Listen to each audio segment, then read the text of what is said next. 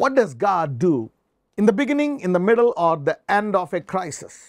ఏదైనా ఒక శ్రమ, శోధన, బాధ, వేదనకి ఆరంభములో, మధ్యలో, అంతములో దేవుడు మనతో ఎలా పనిచేస్తాడనేది మనము నేర్చుకోవాలి.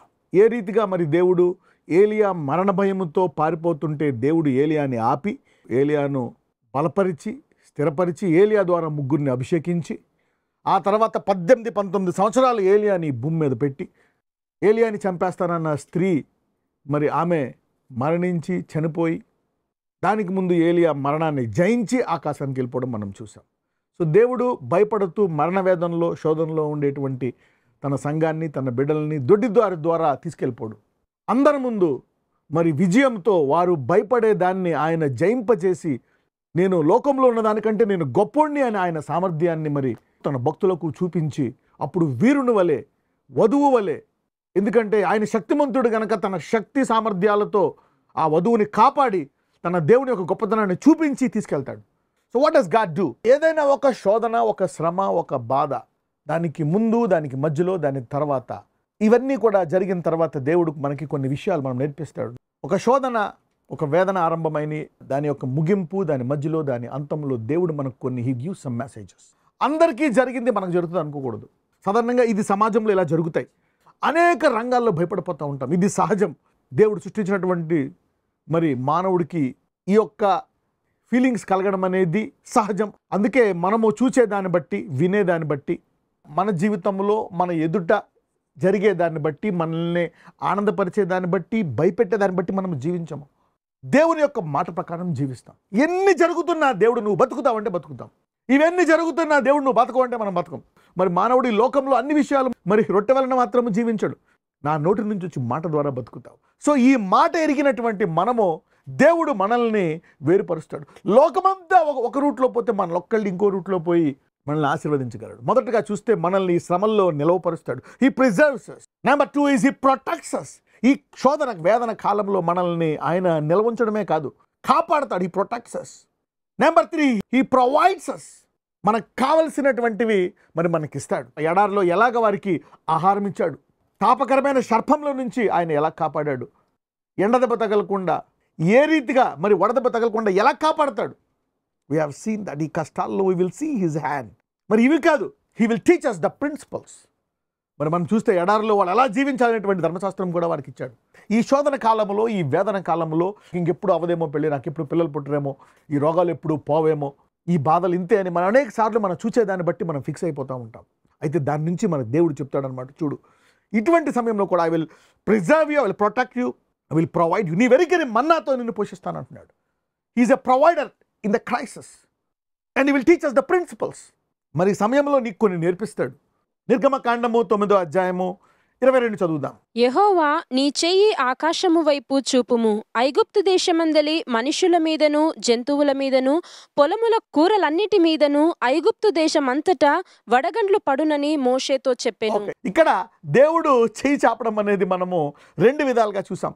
ఒకటేమో జడ్జిమెంట్కి, ఇంకోటేమో ప్రొటెక్షన్కి, ఇంకోటేమో డిఫరెన్షియేషన్కి. మరి ప్రతిసారి మోషే మరి చెయ్యి చాపినప్పుడు తెగులు వస్తుంది, మళ్ళా చెయ్యి చాపినప్పుడు తెగులు పోతుంది.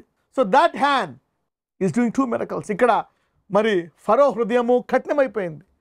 మనం ఎప్పుడు చూస్తాం, కలిగిన వానికే ఇవ్వబడును, లేని వాని వద్ద నుండి ఉన్నదియు తీసివేయబడను. అర్థం చేసుకొని విశ్వాసములు ఎదిగే వాళ్ళకి ఇంకా ఇవ్వబడుతుందంట. హృదయాన్ని మరి సున్నితం చేసుకునే వాళ్ళకి ఇంకా సున్నితం చేయబడుతుందంట. మరి నువ్వు కఠినపరుచుకున్నావు అనుకోండి, దేవుడు సరే ఇదిగా కఠినపరుచుకోపో, నీకు ఆ హృదయాన్ని మరి కఠినపరుచుకోకుండా దేవుని ఎరిగేటువంటి సామర్థ్యాన్ని నువ్వు కోల్పోతావంట. అది తీసేస్తాడంట దేవుడు. నువ్వు ఎన్నిసార్లైనా సరే తిరస్కరిస్తూ ఉంటే తీసేసి మరి కలిగిన వానికి ఇస్తాడంట. ఈ దేవుడిని తెలుసుకోవాలా, ఈ దేవుడిని అనుభవించాలి. మరి పౌలు అంటాడు, ఈ దేవుని యొక్క లోతు, ఎత్తు, వెడల్పును నేను తెలుసుకోవాలా, ఆయన ప్రేమను తెలుసుకోవాలా, ఆయన పునరుద్ధాన శక్తిని తెలుసుకోవాలా. అందుకే దేవుడు అతనికి చాలా ఇచ్చేశాడు. మరి బైబిల్లో అనేక అధ్యాయాలు రాసేటువంటి కృప ఇచ్చాడు.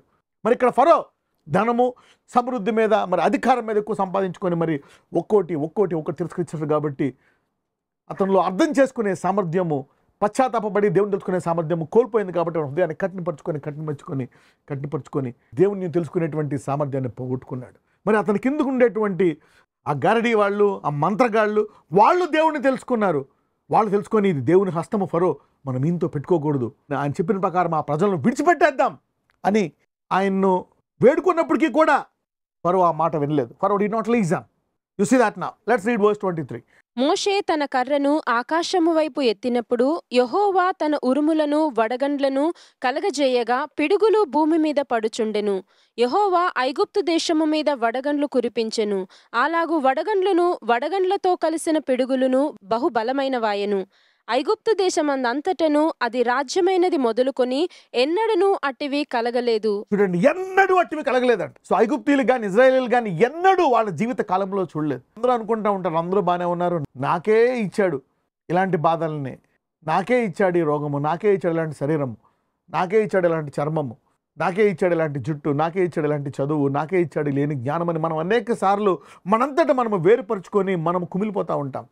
But you know, God never created something inferior. దేవుడు ఎలాగా చీకటిని కూడా కలిగజేసి వెలుగుని కలిగజేసి చీకటిని కొంచెం తక్కువగా చేసి మరి వెలుగుని దాన్ని పెంచేటట్టు చేసి, కానీ మానవుని చేసినప్పుడు ఏమన్నాడంటే ఆయన, నేను నా స్వరూపంలో చేశాను.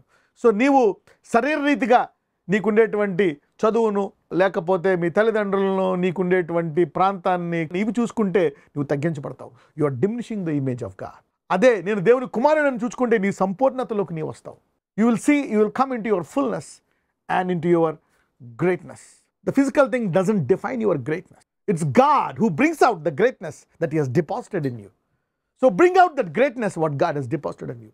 మరి మనకు కలిగినటువంటి అందాన్ని బట్టి, చర్మాన్ని బట్టి, చదువును బట్టి, డబ్బును బట్టి గొప్పతనం రాదు, కానీ దేవుడిలో మనలో ఉండేటువంటి దాన్ని బట్టి బయటికి తీస్తే అందులోంచి గొప్పతనం వస్తుంది. దేవుడు ఇర్మియా అంటాడు, ఇర్మియా నీకు చక్కగా చేసా, అది చేసా, ఇది చేసా అనలేదు. తల్లి గర్భమును మరి నువ్వు పుట్టక మునిపే ప్రవర్తన, అంటే పుట్టక మునిపే అంటే నీ చర్మం ఎలా ఉంటుందో అనవసరం, నీవు ఎలా పుడతావో అనవసరం, ఏ ఊర్లో పుడతావో అనవసరం, ఏ రీతిగా ఉంటావో మరి నీకు ఏమొస్తుందో తెలియదు, కానీ దానికి ముందే దేవుడు నీవు ఎలాగున్నా ఆ యొక్క పిలుపును నువ్వు తెలుసుకుంటే greatness will come out of you. So you will enjoy your life. నీకు ఎటువంటి జీవితం ఉన్నా, నీకు ఎటువంటి విధంగా నువ్వు పుట్టినా, you will enjoy your life. దేవుడి యొక్క మరి వరాన్ని నువ్వు బయటికి తీసినట్లయితే. మరి ఇక్కడ ఎన్నడూ కలిగినటువంటివి వచ్చాయండి. అప్పుడు నువ్వు అనుకోవచ్చు, నాకే కలుగుతున్నాయి, అందరూ బాగానే ఉన్నారు, why am I suffering, why am I getting this problem. ఎన్నడూ కలిగిన శ్రమ నీకు కలుగుతుందా? అయితే మన దేవుడు నీకు ఎన్నడూ మరి నువ్వు పొందుకొని ఆదరణ నీకు ఇస్తాడు. It will invent new provision, new protection. That's what I said. You will learn new preserving, new protection, new provision, new principles, and you will grow in knowledge, understanding and faith. ఒక కష్టం వచ్చింది, again you will learn that. ఆ కష్టం ఒక గంట ఉండొచ్చు, ఒక రోజు ఉండొచ్చు, 10 ఏళ్ళు ఉండొచ్చు, 10 సంవత్సరాలు ఉండొచ్చు. This is the cycle. ఒక ఇజ్రాయేల్ కనుక దీన్ని త్వరగా నేర్చుకుంటే ఆ 40 సంవత్సరాల యాత్ర ఎంతకాలంలో జరిగేదో తెలుసా? 2 వారాల్లో జరిగేది. సో ఇక్కడ శ్రమ కాదు, the process of learning will cut down the problem and the pain and the sickness and the disease and the trouble. ఇక్కడ శ్రమను తీసేయమనడం కాదు, ఇక్కడ ఈ సైకిల్లో మనం నేర్చుకున్నప్పుడు ఇఫ్ యూ లెర్న్, మరి ఆయన ఎలా నిలవ చేస్తాడు, ఎలా కాపాడతాడు, ఏ రీతిగా పోషిస్తాడు, ఆయన మనకి ఏమి నేర్పిస్తున్నాడు, మన విశ్వాసంలో ఎదగాలని, జ్ఞానంలోని ఆయన పరిస్థితిని అర్థం చేసుకోవాలని ఇది చూసుకున్నప్పుడు ఏమవుతుందంటే మరి ఆ శ్రమకాలాన్ని తీసేస్తాడు. You see that now the purpose of the pain and problem. మరి ఆ శ్రమ వచ్చింది ఇందుకే. ఎప్పుడైతే ఇజ్రాయేలీలు మరి 40 సంవత్సరాలు పట్టింది, ఆయన ఇంకొక తరాన్ని అందులో పుట్టి మరి పెరిగేటట్టు చేసి వారిని తీసుకెళ్ళాడు Canaan. So there is a purpose to have a good end in every problem. తుదకు మనకి మంచి జరగాలని ఆయన ఈ యొక్క ఎడారిలోంచి తీసుకెళ్ళాడు, ఆ కష్టాల్లోంచి తీసుకెళ్ళాడు, to the end that he may do good. So ఎన్నడూ కలగని శ్రమలు, ఎన్నడూ కలగని బాధలు నీకు ఒకవేళ సడన్గా వచ్చినట్లయితే డోంట్ వరీ. నజరేయుడైన యేసయ్యా, వి ప్రే లార్డ్, ఇదిగో ప్రభువా, ఈ వాక్యం వింటున్న వారందరితో మేము ఏకీభవిస్తున్నాం ఈరోజు. ఇప్పుడు ఏ రీతిగా నీ బిడ్డలను ఐగుప్తులోంచి తీసుకెళ్ళావో, ఏ రీతిగా నేను వాళ్ళని వేరుపరిచి వాళ్ళని కాపాడి ఆ మహిమను చూపించి వాళ్ళ ద్వారా ఐగుప్తులో కూడా మిడతలు లేకుండా చూసి ఆ సంఘాన్ని మహిమపరిచి వేరుపరిచి నీ ప్రభావాన్ని అన్నీ చూపించి తీసుకెళ్ళావో, అలాగే ఈ మహా కష్టకాలంలో, వేదన కాలంలో మమ్మల్ని కూడా వేరుపరిచి నీ ముఖకాంతి మా మీద ఉదయింపజేసి నీ అధిక కృప మాకు దయచేసి వధువుని నీ సామర్థ్యంతో నింపి నీ మహిమతో నింపి మమ్మల్ని తీసుకెళ్ళమని నజరేయుడైన యేసు ప్రార్థిస్తున్నాము తండ్రి.